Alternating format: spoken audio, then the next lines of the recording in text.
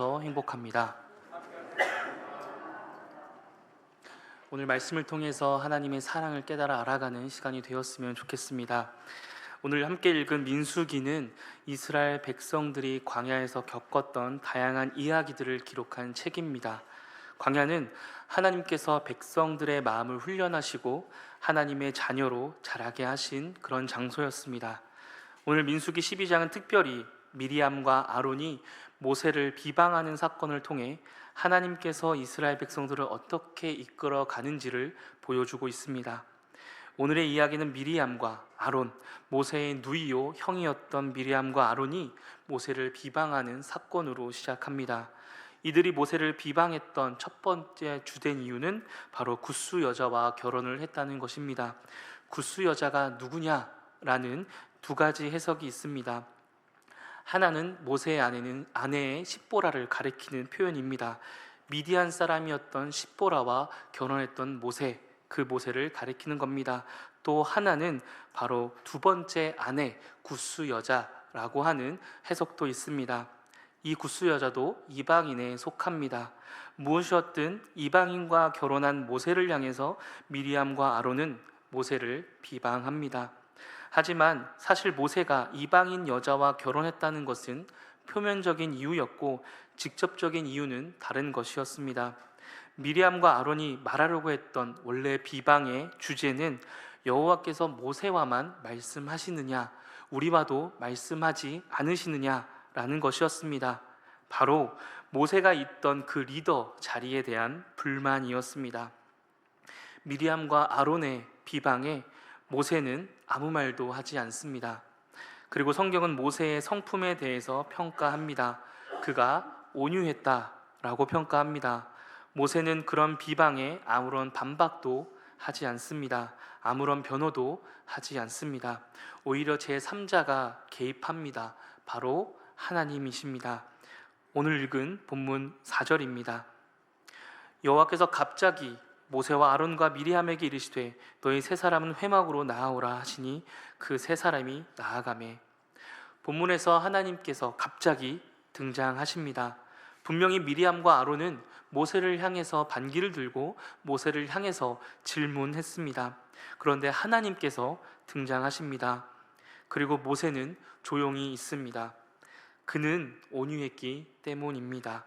이 온유했다라는 말의 의미를 조금 더 살펴보는 것이 오늘 말씀을 이해하는 데 좋을 것 같습니다. 온유하다라는 것을 성경에서 살펴볼 때에 그 의미는 낮췄다, 겸손하다, 자신의 권리를 포기했다라는 의미를 담고 있습니다. 모세는 하나님의 부르심 앞에 그저 순종하고 그저 움직일 뿐이었습니다. 자신의 지위를 방어하지 않고 그저 하나님의 말씀에 가라 하면 가고 멈추라면 멈췄던 인물이었습니다. 그래서 모세를 향해서 온유했다라고 평가합니다. 온유함에 대한 이해를 따라 오늘 본문을 살펴보면 모세는 하나님의 말씀에 순종하며 하나님을 신뢰했다라고 우리 볼 수 있습니다. 오늘 성경은 평가하기를 모세가 온유했다라고 말합니다. 하나님을 신뢰한 것입니다. 모세는 하나님의 말씀에 신뢰했고 말씀에 따랐던 것입니다. 그렇게 모세의 신뢰에 하나님께서는 그들 가운데 개입하십니다. 그리고는 모세를 변호하시고 모세를 세우신 하나님 자신을 변호하고 계십니다. 하나님께서는 직접 미리암과 아론에게 말씀하십니다. 하나님께서는 선지자들에게도 말씀하시지만 모세와는 조금 다르다라는 것을 알려주십니다. 선지자들과 다른 사람들에게는 하나님께서 꿈과 환상을 통해서 말씀하십니다. 하지만 모세는 달랐습니다.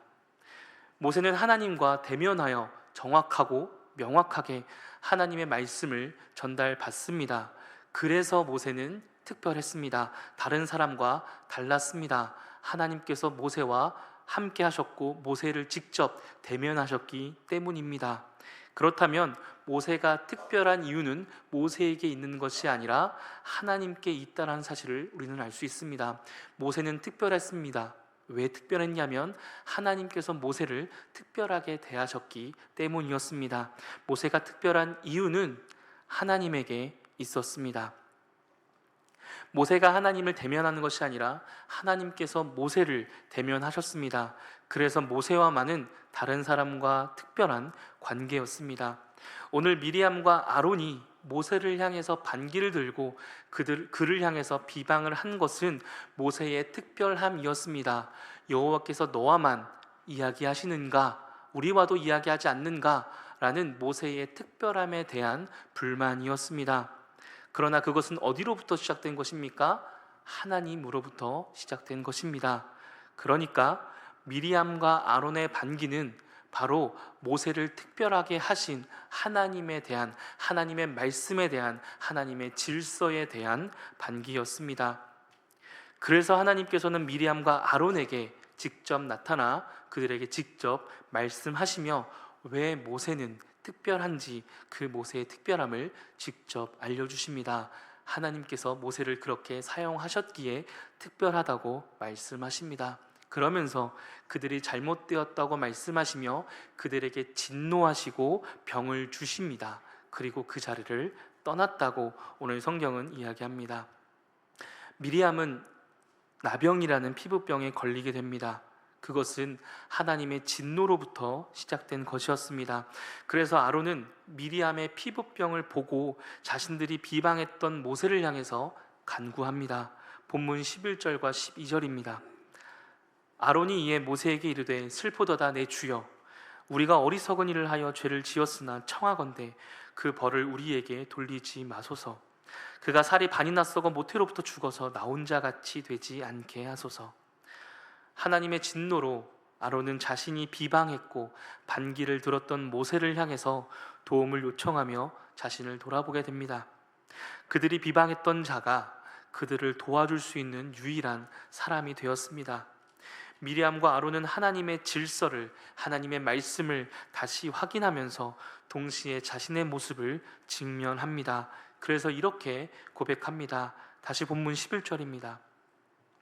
아론이 이에 모세에게 이르되 슬프도다 내 주여, 우리가 어리석은 일을 하여 죄를 지었으나 청하건대 그 벌을 우리에게 돌리지 마소서.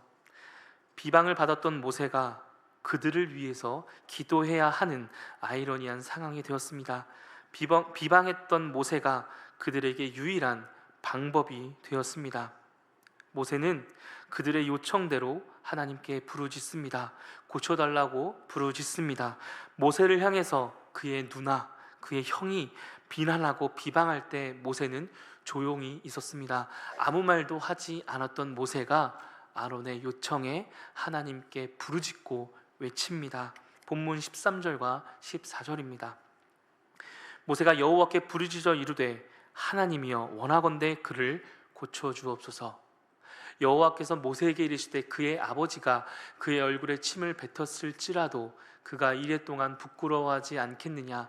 그런즉 그를 진영 밖에 이레 동안 가두고 그 후에 돌아오게 할지니라 하시니.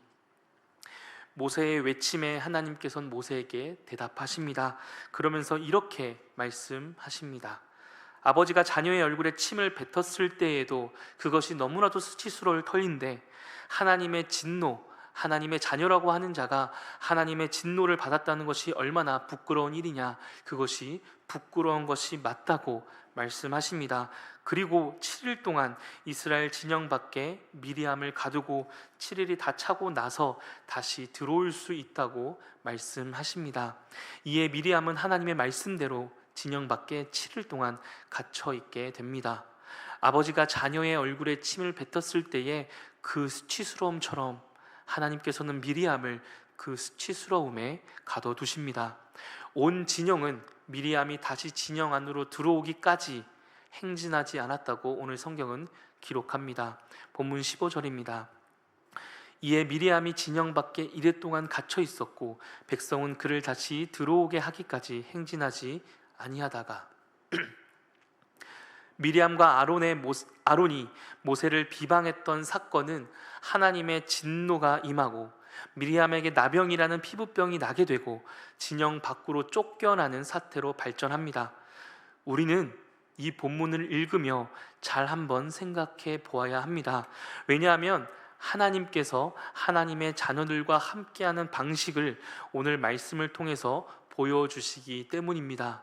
하나님께서 이렇게 자녀들과 함께 하신다고 오늘 말씀은 이야기하고 있습니다. 하나님께서 자신의 백성을 이렇게 다루신다는 것입니다. 이해가 되십니까? 하나님께서 하나님의 자녀 미리암을 이렇게 다루시고 우리도 이와 같이 다루신다라는 것이 이해가 되십니까? 미리암에게는 누구든지 알아볼 수 있는 피부병이 생겼습니다. 살이 반이나 썩어서 누가 보더라도 저 사람은 나병이 든 사람이다 라고 누구나 알아볼 수 있는 모습이 되었습니다. 그리고 그 한 여인은 이스라엘이라는 진영 밖으로 홀로 떨어지게 됩니다. 온 진영은 멈춰서서 그녀를 지켜봅니다. 온 진영이 하나님의 진노를 받아 피부병이 생긴 한 여인을 멈춰서서 온 이스라엘 백성이 바라보는 것입니다. 온 백성이 미리암을 보며 어떤 생각을 했겠습니까? 저 사람은 하나님의 진노를 받은 사람이다 라고 생각하지 않았겠습니까? 미리암은 하나님의 진노의 대명사입니다. 실제로 미리암의 이 사건은 이스라엘 2세대에게도 전해지는 하나님의 진노의 대명사로 불리게 됩니다. 신명기 24장 8절로 9절 말씀입니다. 너는 나병에 대하여 삼가서 레위 사람 제사장들이 너희에게 가르치는 대로 내가 힘써 다 지켜 행하되 너희는 내가 그들에게 명령한 대로 지켜 행하라. 너희는 애굽에서 나오는 길에서 내 하나님 여호와께서 미리암에게 행하신 일을 기억할지니라. 나병, 피부병 하면 미리암이 되었습니다. 미리암이라는 이름은 이제 하나님의 진노를 받는 여인의 대명사가 되었습니다. 그렇게 나병, 피부병의 대명사이며 하나님의 진노를 받은 대명사, 그것이 미리암이었습니다. 오늘 말씀을 준비하면서 이런 질문이 저에게 떠나지 않았습니다. 하나님은 어떻게 한 여인을 향해서 이렇게 잔인하고 가혹한 벌을 내리실 수 있으십니까? 모든 사람이 지켜봤고 모든 이스라엘 온 백성이 지켜보며 모든 사람들에게 잘못된 여인이라는 낙인을 받게 하셨어야만 했습니까? 이렇게까지 하셔야만 했습니까? 모세를 이렇게까지 아끼십니까? 아니, 주님, 모세만을 이렇게 아끼십니까? 라는 질문이 저에게 떠나지 않았습니다. 그런데 오늘 본문을 자세히 살펴보면 그렇지 않았다라는 사실을 우리는 발견할 수 있게 됩니다. 사랑하는 성도 여러분, 하나님은 미리암을 그 누구보다 사랑하셨습니다. 그녀에게 가혹하다고 우리가 여겨지는 진노라고 우리가 평가할지는 모르지만 하나님은 그녀를 그 어떤 누구보다 사랑하시며 그녀에게 징계를 내리셨습니다. 하나님은 그녀의 마음을 꺾으셔야만 했습니다. 그녀와 함께 광야를 가셔야 했기에 그녀를 꺾으셔야만 했습니다. 하나님은 그녀를 버리지 않으시고 그녀에게 징계하셨습니다. 하나님께서 그녀를 사랑하셨다라는 것을, 미리암을 사랑하셨다라는 것을 오늘 말씀을 통해서 함께 찾아보려고 합니다. 첫째로, 하나님은 미리암을 사랑하셨기에 그 옆에 모세를 두셨습니다. 비방하는 누이를 향해서 똑같이 비방하지 않는 모세, 도움을 요청할 때에 하나님께 부르짖을 수 있는 모세를 그 옆에 두셨습니다. 미리암이 살 수 있는 유일한 방법은 모세였습니다. 하나님께서는 하나님과 대면하여 말할 수 있는 그 모세를 미리암 옆에 두셨습니다. 그래서 미리암을 위해서 기도할 수 있도록 모세를 두셨습니다. 그리고 그 모세의 기도를 하나님께서 들어주십니다. 하나님께서 미리암을 사랑하셨기 때문입니다. 두 번째로, 하나님께서 미리암을 사랑하셨기에 그 옆에 아론을 두셨습니다. 잘 생각해 보면 이 비방은 미리암과 아론이 함께한 것이었습니다. 미리암과 아론이 함께한 비방이었습니다. 그런데 아론은 피부병에 걸리지도 않았고 진영 밖으로 나가지도 않았습니다. 왜 미리암에게만 이렇게 가혹한 일이 주어진 것입니까? 왜 아론에게는 함께 했는데 그러한 일들이 주어지지 않았습니까? 네, 그렇습니다. 이 비방의 시작이 미리암이었습니다. 그 주동자가 미리암이었기 때문에 미리암이 걸리는 것이 맞습니다. 그런데 단순히 그러한 이유 때문만은 아닙니다. 그것보다 더 분명한 이유가 있는데 하나님께서 미리암을 사랑하셨기 때문입니다. 하나님께서 미리암을 사랑하셨기에 아론을 나병에 걸리지 않게 하셨습니다. 구약에서 피부병, 나병이 생기게 되면 그것을 진단하고 피부병이 다 나았다고 판단하고 진영 안으로 들어올 수 있는 정결 예식을 집례하는 자는 제사장이었습니다. 유일하게 제사장만 그 일을 할 수 있었습니다. 그리고 아론은 제사장이었습니다. 레위기 14장 1절에서 3절 그리고 8절 말씀을 읽겠습니다. 여호와께서 모세에게 말씀하여 이르시되 나병 환자가 정결하게 되는 날의 규례는 이러하니 곧 그 사람을 제사장에게로 데려갈 것이요 제사장은 진영에서 나가 진찰할지니 그 환자에게 있던 나병 환부가 나았으면 정결함을 받은 자는 그의 옷을 빨고 모든 털을 밀고 물로 몸을 씻을 것이라. 그리하면 정하리니 그 후에 진영에 들어올 것이나 자기 장막 밖에 이래를 머물 것이요. 아론은 대제사장이었습니다. 제사장도 물론 나병에 대한 정결 규례를 오늘 말씀처럼 집례할 수 있습니다. 그러나 여선지자라고 불리는 지위가 높은 미리암이 다른 누구도 아니고 하나님을 향하여 비방했습니다. 그녀가 다시 진영으로 들어올 때 나병이 깨끗하게 나았다고 선언하고 선포할 수 있는 유일한 인물은 대제사장인, 그의 격이 맞는 대제사장인 아론뿐이었습니다. 그래서 하나님께서는 아론을 나병에 걸리게 하지 않으므로 미리암이 돌아올 수 있는 방법을 주신 것입니다. 하나님은 미리암이 다시 이스라엘 진영으로 돌아올 수 있도록 아론을 옆에 두셨습니다. 그리고 아론을 통해서 모세에게 기도해 달라고 요청할 수 있게 그 아론을 옆에 두셨습니다. 하나님은 그렇게 미리암을 사랑하셨습니다. 마지막으로 하나님께서 미리암을 사랑하셨기에 진영을 멈추셨습니다. 민수기 12장 15절입니다. 이에 미리암이 진영 밖에 이레 동안 갇혀 있었고 백성은 그를 다시 들어오게 하기까지 행진하지 아니하다가 모든 진영은 멈춰서야만 했습니다.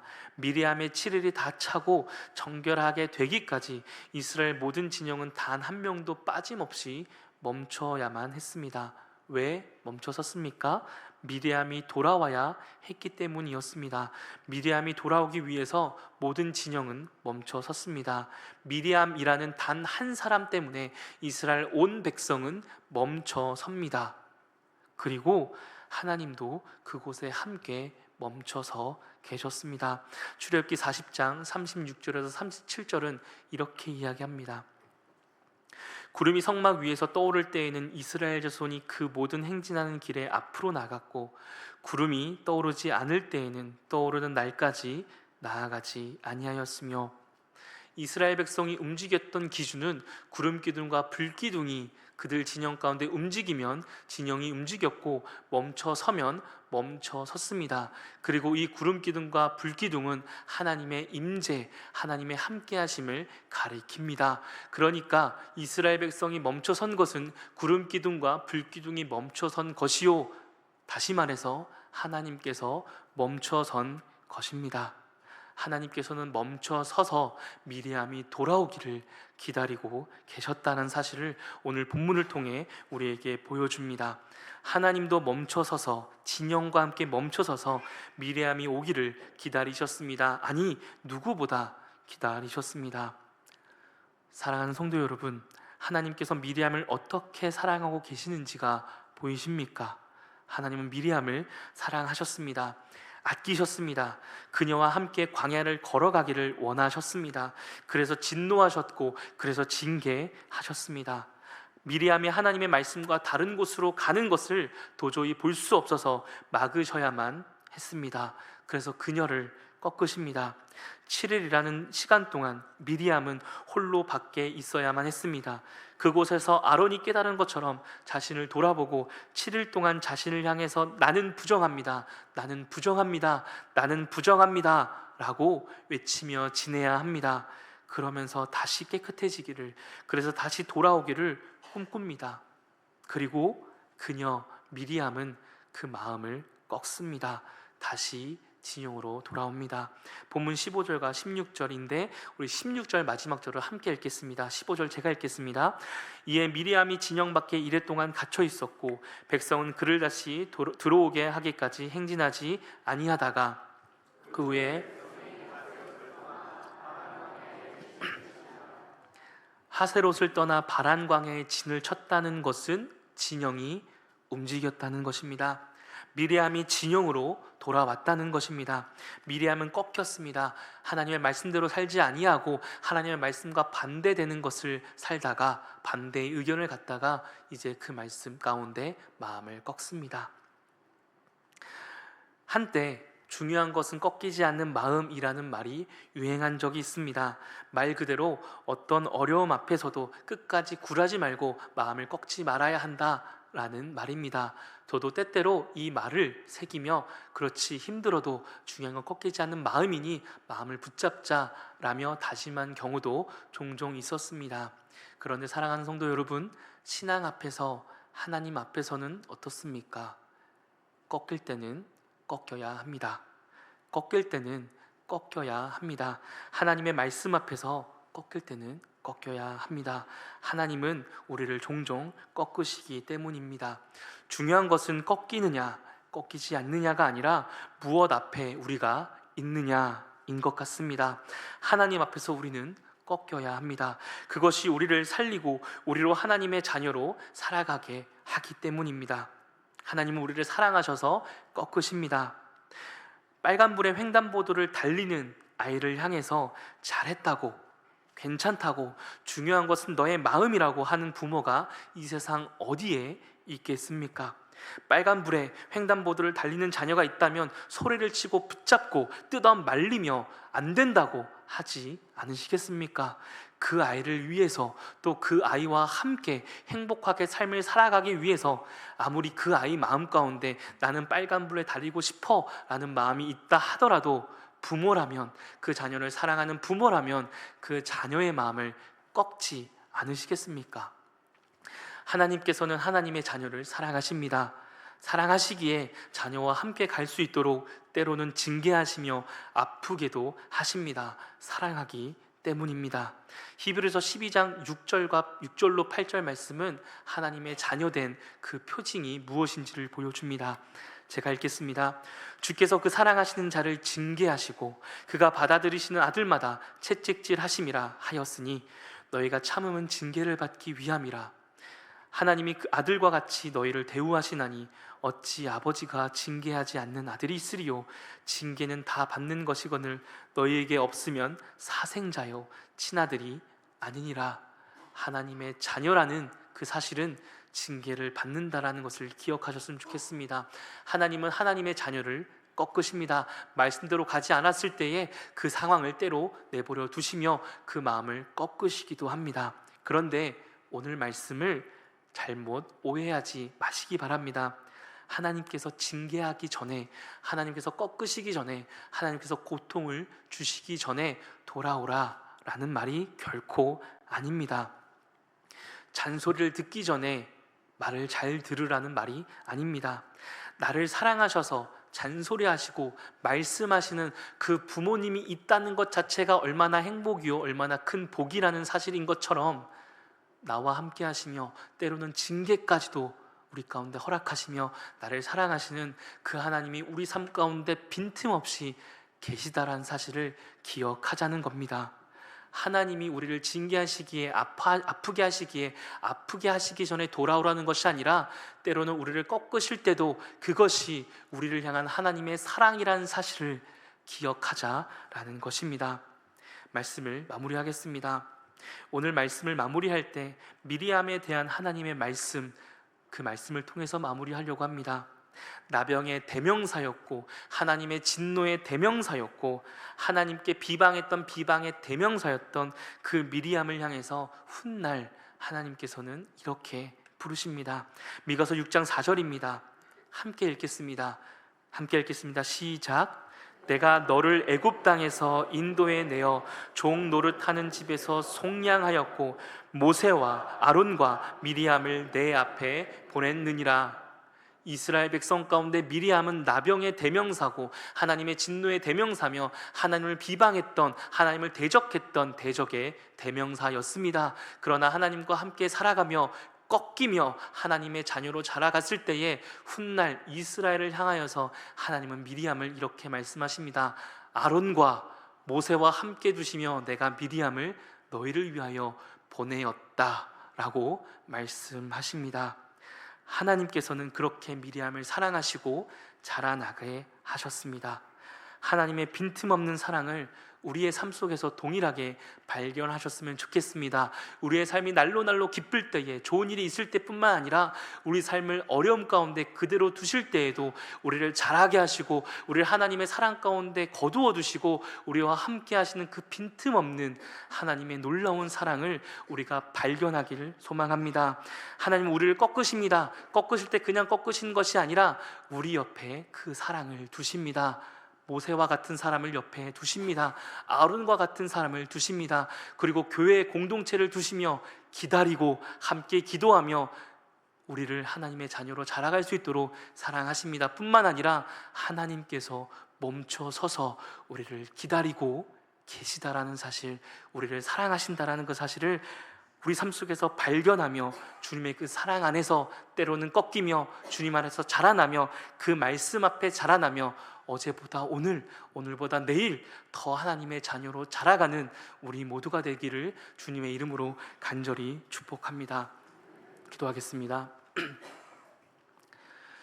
사랑의 하나님, 우리는 우리의 삶의 환경 속에서 또 상황 속에서 때로는 하나님이 안 계시다고, 어떻게 이 상황을 그냥 두고만 보시냐고, 어떻게 나의 마음을 이렇게 찢어 놓으시냐고 원망하며 원망을 쏟아 놓을 때가 많습니다. 그렇게 많은 연약한 존재입니다. 그러나 오늘 말씀을 통해서 다시 한번 깨닫습니다. 하나님은 누구보다도 우리를 사랑하십니다. 그래서 때로는 그 상황을 두시며 우리가 하나님 앞에 자라나기를 누구보다 기다리시며 또 우리가 꺾이고 다시 하나님 앞에 서기를 기다리신다는 사실을 깨닫습니다. 이제 우리 삶에 빈틈없이 함께 하시며 사랑하시는 그 하나님을 발견하며 하나님의 말씀 앞에 대적하는 것이 아니라, 하나님 말씀 앞에 반기를 드는 것이 아니라 하나님 말씀 앞에 순종하며 하나님 말씀에 꺾이며 하나님의 자녀로 자라가는 우리가 되게 하여 주옵소서. 그래서 때로는 우리가 누군가의 모세가 되고 누군가의 아론이 되고 누군가의 공동체가 되어서 혹 지금도 꺾여가고 있는 미리암과 같은 자를 위해서 기도하고 기다리고 함께 가는 우리 모두가 될 수 있도록 인도하여 주시옵소서. 우리를 사랑하신 주님께 감사드리며 예수님의 이름으로 기도드립니다. 아멘.